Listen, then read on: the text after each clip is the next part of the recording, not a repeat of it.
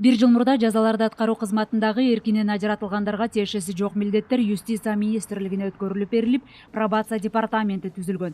Кыска убакыт аралыгында алардын тизмесинде 4173 жаран каттоодо турат.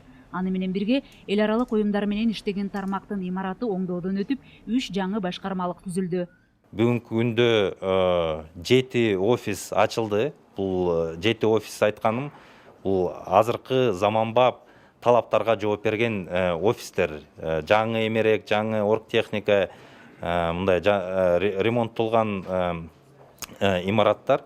Учурда департаменттеги дагы бир көйгөй штаттык орундарды кеңейтүү. Анткени калк арасында укуктук жактан кабардар болуп, мыйзам чегинде көйгөйлөрдү адилет чечүүдө пробация тармагынын адистери жетишпейт. Бир эле кызматкер психолог, социолог, мыкты юрист жана жазык кодекстерин айырмалай алган кесипкөй болушу керек. Профессионального праздника. Азыркы санариптештирүү программасынын алкагында бардык аймактардагы катталган жарандардын өздүгү тууралуу маалыматтарды базага киргизүү иштери уланууда. Бир катар чоң ири кодекстер иштелип чыккан. Анын арасында жазык аткаруу, андан сырткары башка тийиштүү мыйзамдар, пробация мыйзамдары, амнистия мыйзамдары кабыл алынып, айрым кодекстери уже мына 2019 жылдын 1-январынан баштап ишке кирди. Бизде жаңыдан иш башталганы менен башка мамлекеттерде пробация өз милдетин так аткарып, алгачкы жолу келтирген кемчиликтерди калыбына келтирүүгө жардам беришет.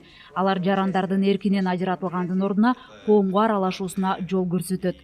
Нельзя было их закрывать в места. Адамдарды эркинен ажыраткан болбойт, анткени аларды коомго аралаштыруу керек. Бул алардын кийинки жашоосунда чоң түрткү болот.